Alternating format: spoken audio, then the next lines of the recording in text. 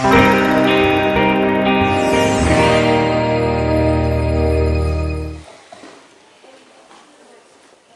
buenas noches.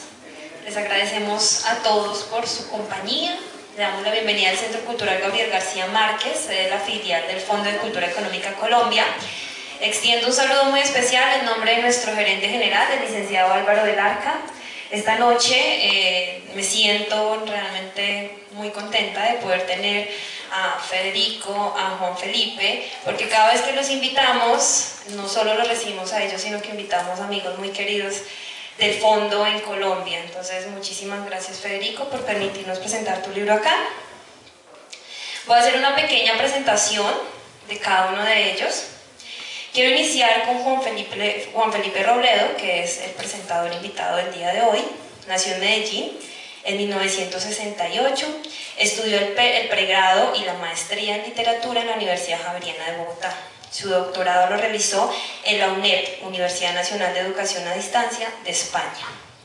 Actualmente es profesor y director del Departamento de Literatura de la Universidad Javeriana de Bogotá.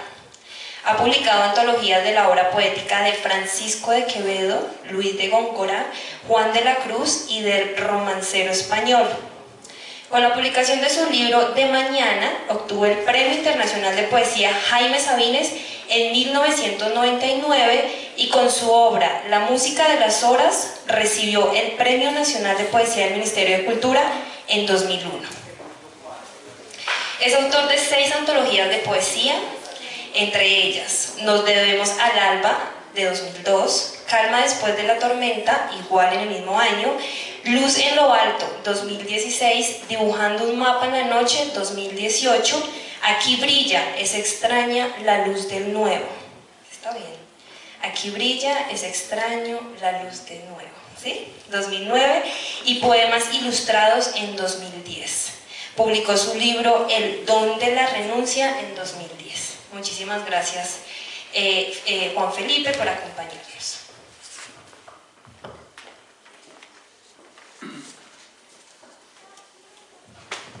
Ahora quiero presentar a nuestro invitado, amigo de la casa, Federico Díaz Granados. Es poeta, periodista, profesor de literatura y gestor cultural.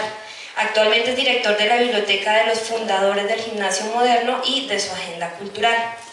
Ha publicado los libros de poesía Las Voces del Fuego en 1995, La Casa del Viento en 2000, Hospedaje de Paso en 2003, el álbum de los adioses en 2006, Las Horas Olvidadas en 2010 y Las Prisas del Instante en 2015. Y el libro de ensayo El Oficio de Recordar, escrito sobre poesía y otras prosas reunidas en 2016. Y en 2017 apareció la antología Adiós a Lenin, que es la que presentamos esta noche. Además, Federico es el coordinador de nuestro taller de poesía, que este año ya entra a su 8ª versión. Muchísimas gracias, Federico, y muchísimas gracias a ustedes también. Los dejo con Juan Felipe. Buenas noches, les agradecemos mucho que estén aquí con nosotros. Para mí tiene muchos motivos de alegría estar acompañando a Federico. Digamos que el primero es la larguísima amistad que nos une. Nos conocimos en 1995, o sea que agua ha corrido bajo el puente. ¿Sí? Y por otro lado, aparte de la relación que nos une como amigos y como poetas, buena parte de nuestra, digamos, carrera poética se ha hecho muy a la par, aunque yo soy mayor que Federico. Habría que destacar también el hecho de que este libro que hoy estamos presentando, Adiós a Lenin, forma parte de la colección de poesía de la Universidad Javeriana, de la cual formo parte del comité editorial, y es una, digamos, gran alegría para nuestra colección el hecho de que Federico formó parte del catálogo con esta antología que da cuenta en buena medida del desarrollo de su obra, y un libro que realmente para los amantes de la poesía va a producir entusiasmo, alegría, tristeza, pero es un libro que se vive con intensidad y que les recomiendo de manera muy especial, así que vale la pena tener Adiós a Lenin, eso seguro. Quisiera destacar como algunos elementos generales de la poesía de Federico que yo creo que en la lectura de Adiós a Lenin va a ir de alguna manera apareciendo como claves posibles, no como una mirada única ni restrictiva, por supuesto, pero sino como faros que pueden iluminar la lectura de este libro. Por una parte, yo diría que una de las convicciones que acompañan la poesía de Federico Díaz Granados es la capacidad que tiene la palabra para salvar.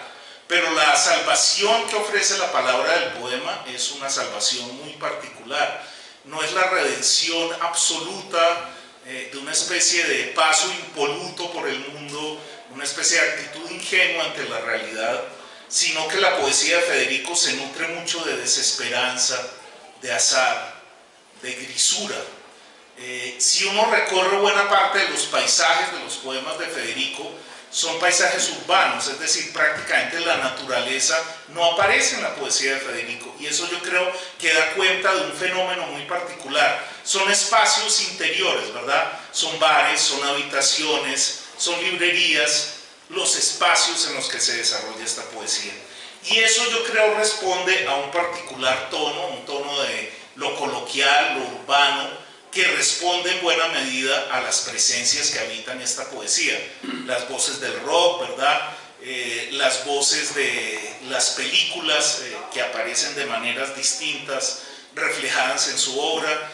Pensemos, por ejemplo, que uno de los acompañantes constantes de la poesía de Federico es Woody Allen, ese gran descreído de nuestro tiempo, y yo creo que hay como un guiño en buena parte de la poesía de Federico que responde a una actitud un poco Woody Allenesca, ¿verdad? Es decir, es la mirada del descreído que mira a sus padres, que son ortodoxos judíos, y de alguna manera que ante la ortodoxia y la fe de sus padres tienen como una especie de mueca burlona, no agresiva, pero sí una mueca de distancia. Y yo creo que hay algo de esa actitud de Federico que aparece aquí, ¿verdad? Ese adiós a Lenin es un adiós a un mundo que él contempló de una manera muy asombrada en su niñez y que sin embargo lo hace sentir una distancia frente a ese mundo, la distancia de aquel que habita esos espacios cerrados, esos espacios de la revelación del misterio y simultáneamente del azar,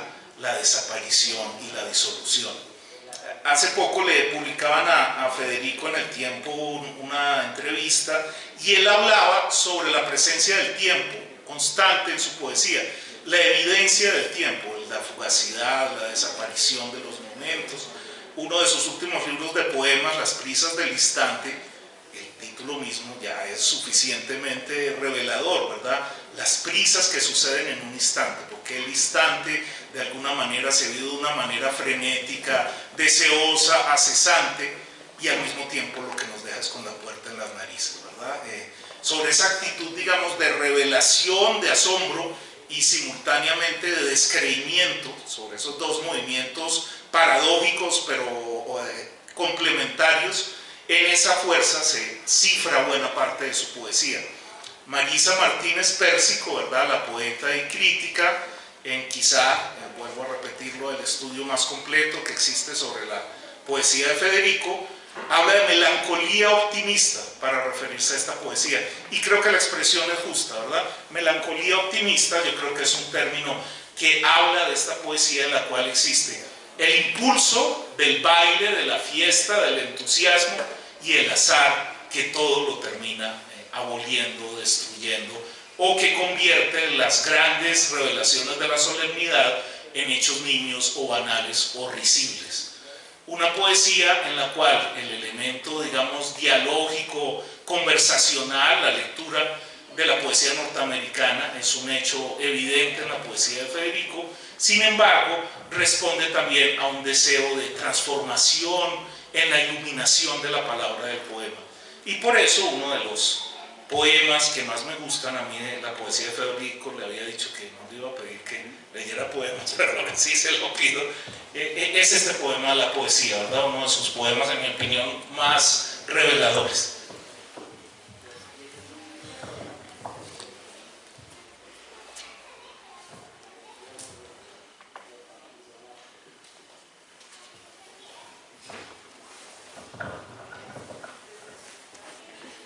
La poesía es un solitario fruto caído en la orilla desconocida del silencio, como una estrella fugaz brillando en su esplendor al mediodía, extraviada de su órbita, de su noche, de su casa estelar, inventada por la luz entre la muerte. Lo que a mí me parece significativo, una de las cosas que más me gusta de su poesía, es que a pesar de ese gesto de descreimiento, de grisura, de platitud ante el mundo, existe sin embargo un deseo de redención, y esa redención es la redención de las palabras del poema, que aparece, digamos, en gestos e intensidades distintas. La revelación de la palabra del poema como un guiño, como una risa, como la amistad o el deseo del amor, nunca el amor completado, el deseo del amor. Él lo dice en un poema de una manera muy particular, dice: a alguien debes amar, como si fuera un deber ser, pero un deber ser en la felicidad o en la incompletud, una u otra cosa. Y por supuesto la familia siempre, la familia como esa gran narración que está detrás, la familia de sus padres, una familia de la costa, y en la cual, digamos, yo diría que hay dos grandes poemas que responden a ese mundo, ¿verdad? Que son el poema del armario de la abuela y Adiós a Lenin, en dos registros distintos, y quisiera que Federico nos leyera un poco esos dos poemas, y si quieres hablar un par de cosas sobre esos poemas, no, sería una gran cosa. Bueno, pues, querido Juan Felipe, muchas gracias por esa generosidad de tus palabras, pero sobre todo por la generosidad de tu amistad de tantos años y esta compañía que a mí me ha iluminado mucho, me ha traído momentos muy entrañables, y sobre todo pues hemos construido unos recuerdos a partir de lecturas, a partir de momentos, a partir de abrazos, a partir de muchos instantes compartidos. Entonces quiero agradecerte esas generosas palabras, gracias al Fondo de Cultura Económica, Margaret, Lisset y por supuesto Álvaro por hacerme sentir siempre en casa, y por supuesto a la editorial de la Universidad Javeriana, querido Nicolás. Sabes muy bien que esta edición me ha traído muchas alegrías, me ha traído grandes sorpresas, y la verdad pues ha sido muy satisfactorio ver lo que ha pasado alrededor de esta edición. Entonces no es más que una tarde de gratitudes esto, y voy a leer estos dos poemas que me ha pedido Juan Felipe.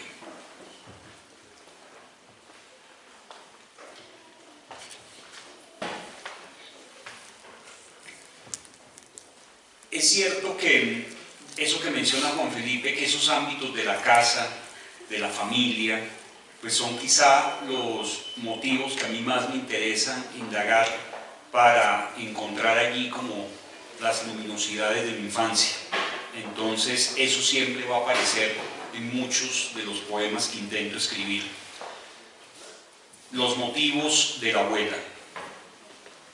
El escaparate de la abuela Margot era la vida misma. Allí todas las supersticiones se volvían leyenda, y los retratos pegados en el espejo narraban breves historias familiares o relatos antiguos del Caribe.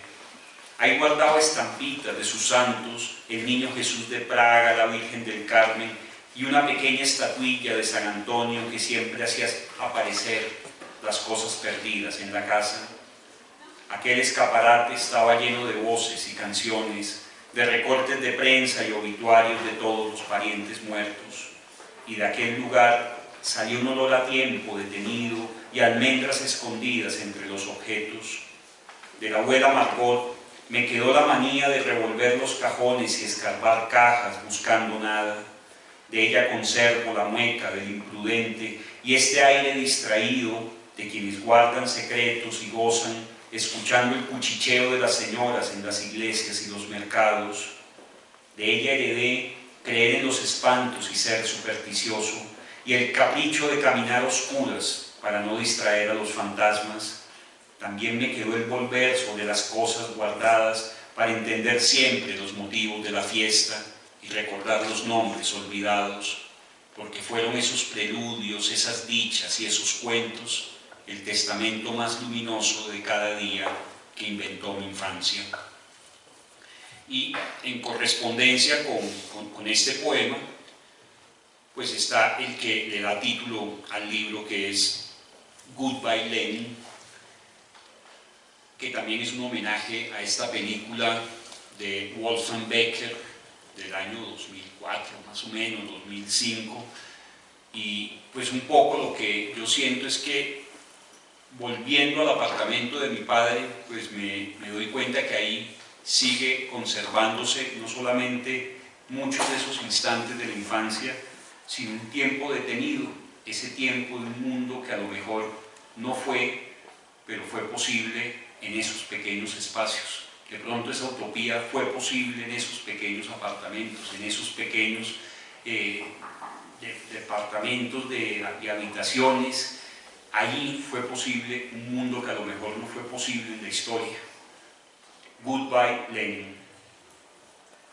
De niño, algunas veces jugaba a ser cosaco, otras veces reposaba como consomol o cosmonauta. Así transcurrió la infancia, guerras del zar en un patio sin nieve, ni abedules, ni estepas ni pueblos incendiados. A veces era Kasparov o el osito Misha y recreaba historias de amor en el Transiberiano. La voz del padre daba cuenta de matrioscas y samovares y del mausoleo de Lenin bajo una luz ultravioleta y de los monumentos a Pushkin y Máximo Gorki y de las noches blancas de Leningrado. Era el verano de 1985 y por onda corta hablaron de la perestroika, cambiaron los coros del Ejército Rojo por canciones de YouTube, relatos de pioneros por un incendio en Chernobyl. Y no volvieron los cosacos, ni los consomoles, ni los cosmonautas a mi cuarto, en aquella noche en que mi madre me daba las buenas noches en voz baja para no despertar a toda la casa, mientras apagaba para siempre la última luz de mi infancia.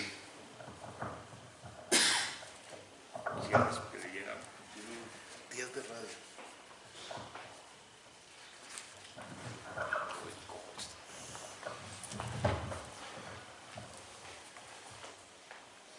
Sobre esos espacios cerrados, digamos, en que se desarrolla prácticamente toda esta poesía, quizá Días de Radio también es una buena clave para hablar de ese paso, ¿verdad?, de la niñez a la adolescencia y al momento de la revelación terrible del desengaño, ¿verdad? Yo creo que ese poema habla mucho de esto. Y creo que si en Goodbye Lenin, pues sin duda el personaje es mi padre, pues en Días de Radio el personaje pues es la madre, ¿no?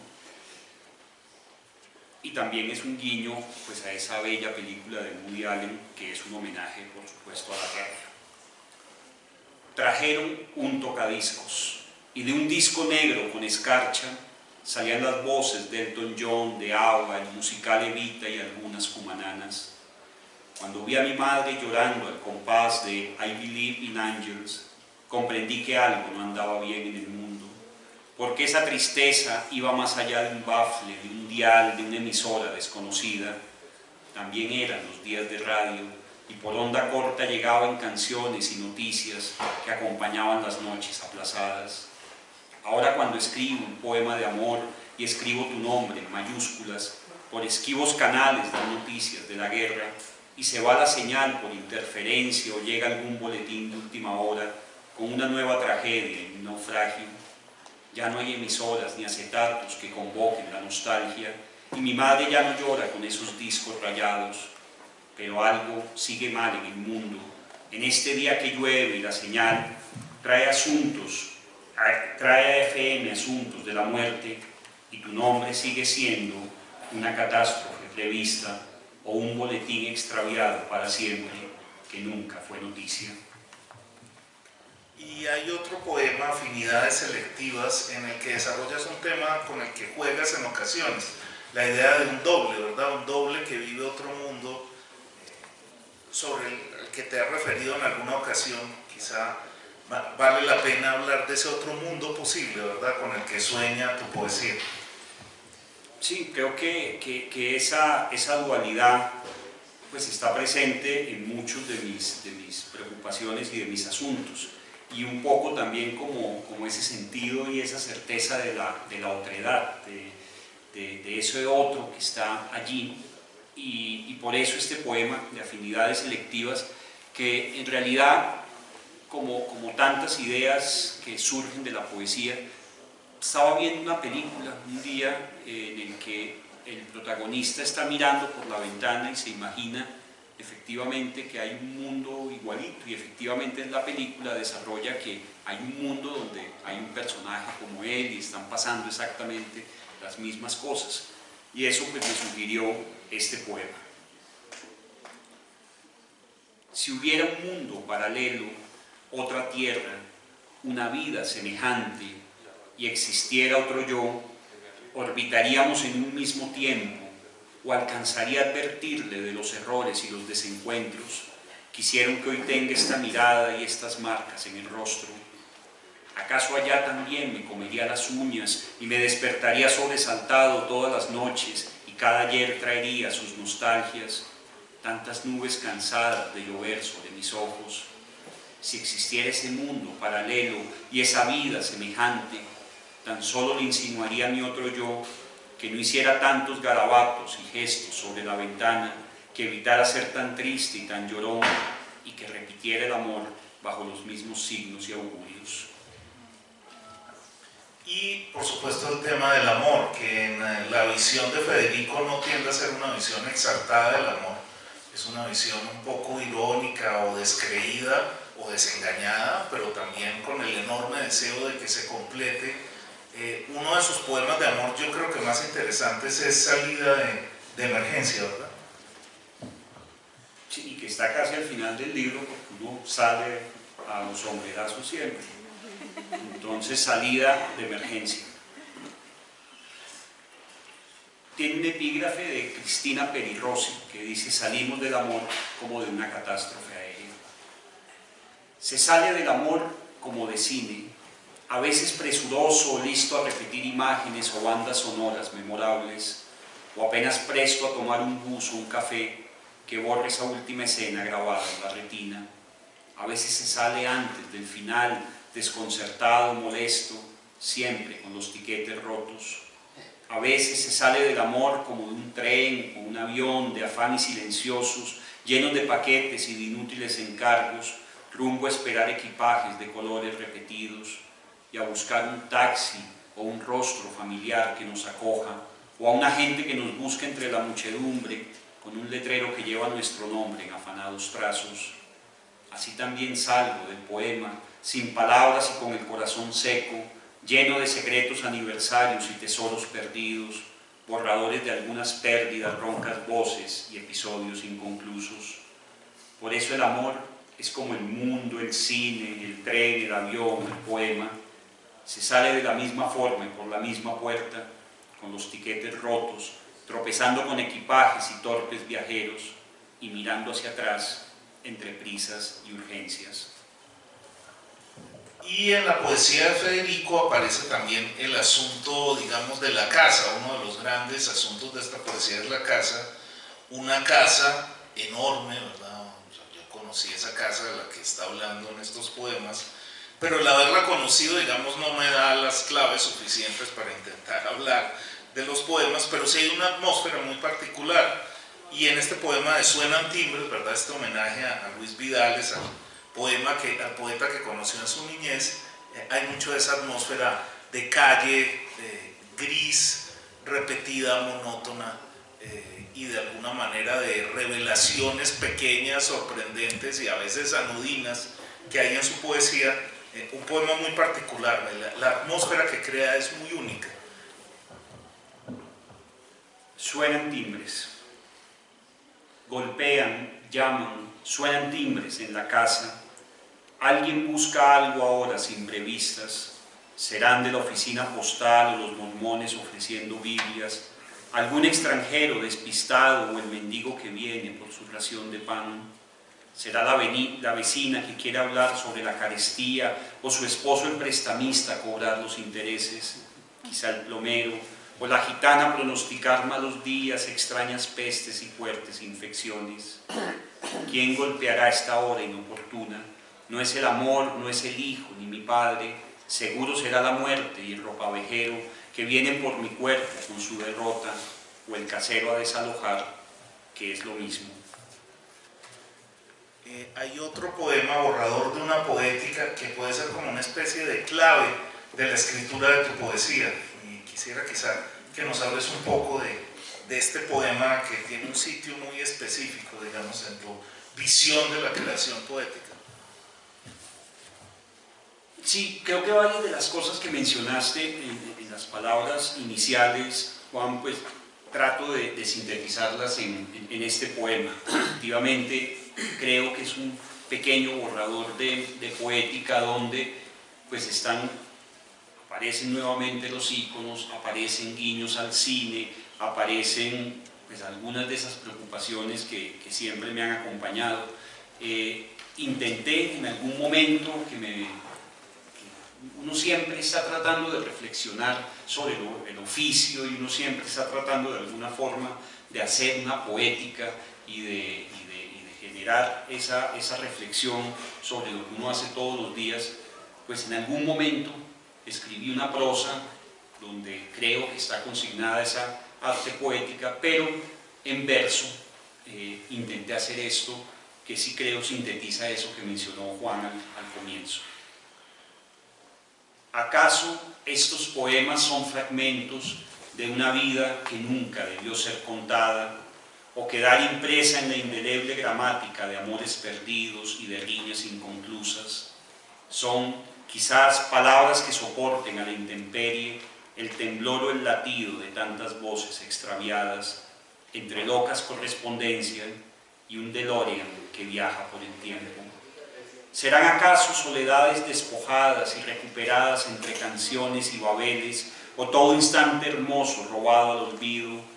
¿O serán sus gastadas muecas, estribillos y muletillas que acompañan el paso de los días? Estas palabras buscan asimismo algo de belleza y extravío en esos gestos repetidos en las alcobas entre nuevos ayeres y libros subrayados, en los ademanes de los viejos que hacen líneas con su bastón en la arena de los parques, en el crujir de las hojas que me recuerda la poesía, o a las manos de mi abuela que parecían de papel. Hay algo de belleza en las palabras repetidas, como los gestos del padre en las alcobas, o en los versos donde un hombre llora por todos los demás. Si acaso estas palabras pretenden el feliz regreso de los dinosaurios, de Don Quijote, el esplendor de Troya, de Don Rodrigo de Bastidas y de Dylan Thomas, entonces ¿por qué tanto poema inconcluso? ¿Por qué tanto desacierto cuando hablo solo por las calles del viejo bucanero de Edimburgo o las baladas mexicanas de la radio?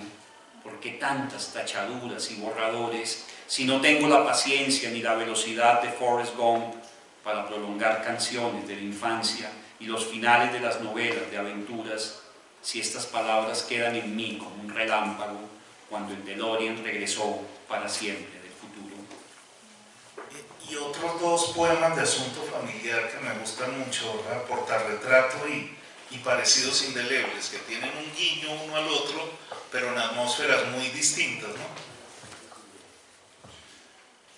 Portarretrato.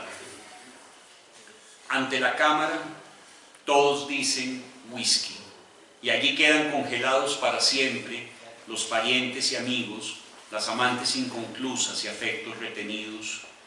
Al reverso unos nombres y unas fechas revelan las vejeces prematuras, todas las quejas y las tardanzas de sus días.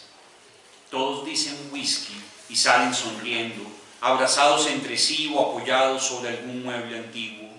Todos quedan con gestos de dureza o alegría en sus rostros, sin las voces que apaciguaron fiebres y castigos en las noches.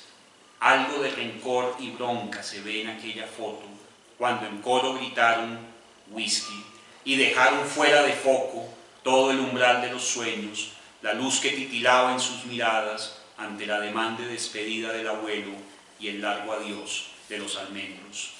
Y parecidos indelebles que dicen: cada vez te pareces más a tu padre, me dicen en la calle, en sus gestos, en su forma de caminar, por su frágil manera de mirar el paso de la gente, por sus ademanes en la mesa y el ritual de hacer listas sin objeto. Son parecidos, gritan las tías y los primos, en las señas y el modo de llevar la soledad, en cómo caminamos los mismos trayectos citadinos y en la costumbre de repetir anécdotas en similares horas. Parecen dos magos enseñando a los niños viejos trucos, dice mi madre algunos días, y los colores de la ropa no combinan con el estado del corazón y de la mirada. Cada día somos más parecidos y el carácter y los modales revelan una forma de estar en medio de tantos ausentes, de recuerdos guarecidos y canciones repetidas, todo aquello que fue lo más pasajero en el insomnio. Y en ese ambiente de habitaciones cerradas, ¿verdad?, de pequeños susurros, de compañías separadas por un tabique apenas, este poema que le gusta tanto a Santiago Espinosa, que es un gran poema de Federico, ¿verdad?, Secreta Compañía. Entonces, para Santiago el día de hoy, Secreta Compañía. Oigo el sollozo del vecino, sus canciones delatan su tristeza o su rencor. Escucho su tos y el agua hirviendo y sus diarias costumbres de sintonizar las noticias a la misma hora. ¿Qué dirá mi vecino del rock desafinado que sale de mi dulzaina, de mis malos modales en la mesa, de mis brindis solitarios y el romper tantos papeles en la noche? Él sabe que palpita a este lado de la pared, mientras yo intuyo que nos parecemos mucho, porque canta destemplado y también llora, y sus ventanas se empañan en las noches. En esa visión del tiempo que es tan constante en estos poemas, un poema muy emblemático de ese sentido del tiempo, ¿verdad?, Las prisas del instante. Bueno, ese da título a uno de los más recientes libros y también creo que sintetiza pues esa preocupación, como bien mencionó Juan, que he tenido siempre por el paso del tiempo y la fugacidad del tiempo. Tenía razón el tiempo en llevar su afán, en instalarse donde le pareciera y en tener sus rituales y hostilidades. Ahora entiendo sus tardanzas y balbuceos y su prontitud para los aciertos de esta terquedad de fijar unas cuantas palabras en un extremo de la infancia y otras tantas en un rincón de esta calle ronca que se parece tanto a la vida llena de sorpresas y de silencios. Por eso perdóname por tantas deshoras, por convocarte en noches de rencores y presagios, por amontonar en la misma gaveta ruinas y asuntos cotidianos, entre el cansancio de los días y la terca música de los silencios. Tenía razón el tiempo en llevar su ritmo y la vida en tener sus afanes para quedarse acá con todas las prisas del instante. Por eso, perdóname por estas premuras, por no saber la gramática y las palabras de una lengua olvidada, por haber perdido libretas, las llaves y la vieja canción de exactos compases y cenizas, como si en el afán del tiempo cada día, sin importar la hora, se extraviaran los sueños. Te pido un último poema, Noticia desde los huesos, un poema muy sorprendente, muy único y muy desde esa mirada de desacralización, de juego, ¿verdad?, que aparece en buena parte de tus poemas. Noticia desde los huesos. Cada vez me simpatizan más mis huesos. En nada se parecen a mí, son fuertes, ágiles, poseen una alegría y una flexibilidad que les envidio. No saben de mis terrores, de mi extravío, tampoco de mis carencias y mis ignorancias. Nada tienen que ver conmigo. Llevan por el mundo este saco de congojas, soportan con paciencia el peso de la vida.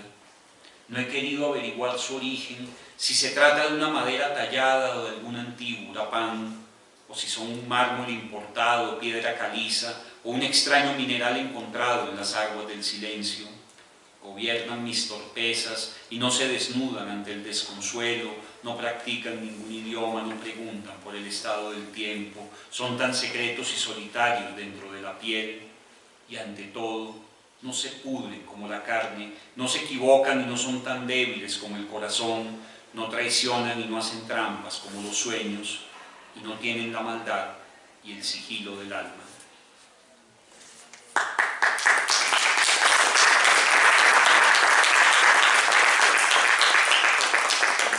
nuevamente muchas gracias a Juan Felipe por esa presentación, y insisto, y por el cariño de todos estos años.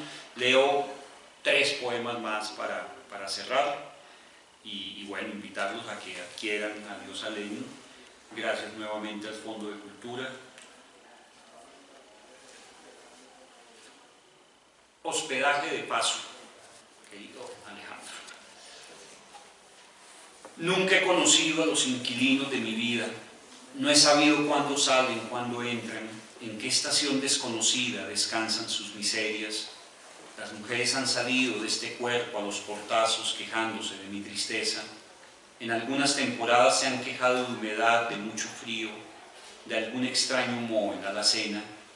Se marchan siempre sin pagar los inquilinos de mi vida, y el patio queda nuevamente solo en este hotel de paso donde siempre es de noche.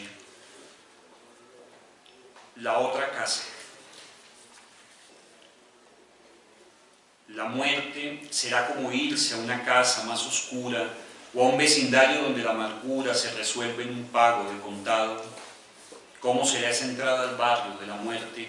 En la oficina migratoria reconocerán mi linaje del fracaso, la aduana exigirá los sellos de salida de todas mis mujeres. ¿Cómo será el rock que se escuchará en sus bares? Sabrán allí del amor, de religión, de buenas recetas de cocina. Pareceré un extranjero tomando fotos a sus parques, catedrales y sus inmensas estatuas. No sé cómo será la muerte, pero como en la vida seguiré llegando tarde a todas mis citas, mis exilios, mis adioses, y puntual a mis nostalgias, y arrojaré nuevamente mi corazón a los mendigos con la certeza que ninguno se hará cargo de él. Y leo este poema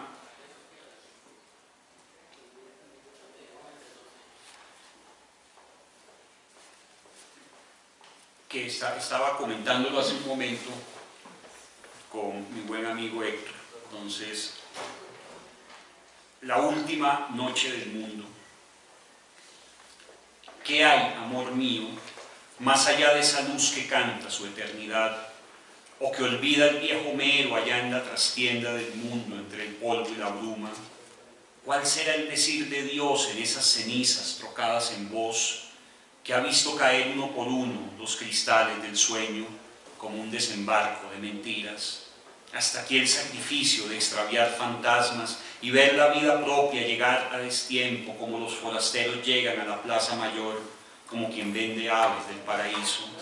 Me olvido de todo, de las noches que desafiaban los vértigos, de la persistencia que demora la llegada del júbilo, de la vieja Ítaca y Ulises como mendigo, y me olvido de los viajes, de la guerra de Troya y sus traiciones, y no queda sino mirar hacia arriba, donde brilla esa luz que canta su eternidad, esa luz que padecemos en el corazón y que nos hace sostener junto a los ángeles el mundo. Muchas gracias.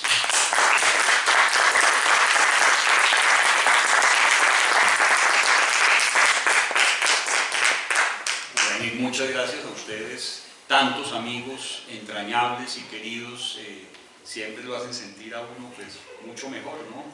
Querido Jota, muchas gracias. Me da alegría tener acá a Jota, que está celebrando los 60 años del nadaísmo, y a mi padre, que está celebrando los 50 años de la generación sin nombre. Entonces, son 2 generaciones de las que nosotros, los más jóvenes, hemos bebido mucho. Entonces, mis felicitaciones a ambos por tan buenos aniversarios.